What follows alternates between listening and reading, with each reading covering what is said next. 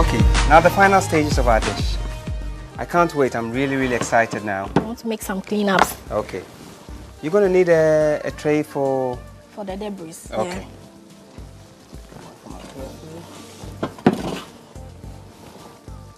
There you go. Thank you. So how are you going to serve your dish?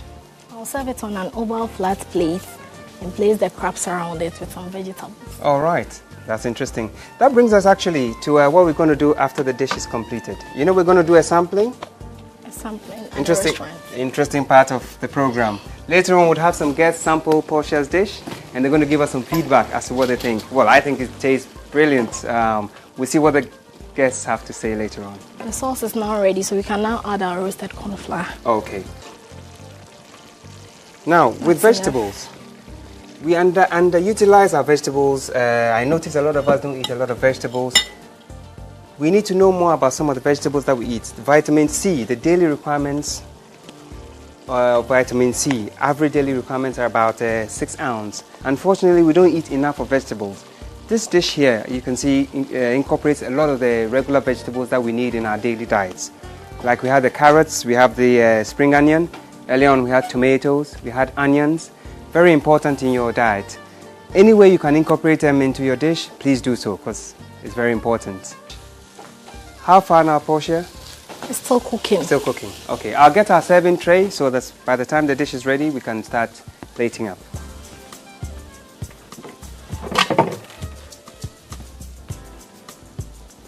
So how many portions approximately will this dish serve? 4 portions. 4 portions, all right. You don't have to eat it all alone. You can invite friends over if you live alone. You can share it with the family around the dinner table. Now, the dish, I see it's taking a lot of the corn flour and going firm now. Because of the gravy. Because of the gravy, is too much. Okay. So then you gradually incorporate the flour into it. Into it before. Okay. I'll reduce the heat so that it doesn't burn. That's very important. You don't necessarily have to rely on the ingredients that we have given you here today. I mean, say spring onions. If you don't like spring onions, feel free to use red onions, Spanish onions, and so on. So Portia, how far are we now? Are you going to need all of that flour? No. So we've... Can you help me with that? Okay, we've added as much as we need now. You're looking for a particular consistency. You don't necessarily have to add all the flour that's measured out.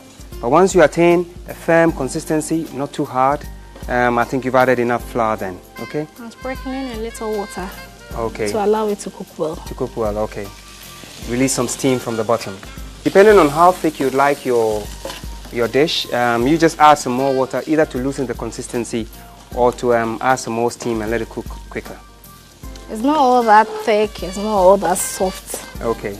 Because when it gets dry, it becomes harder. Harder, okay.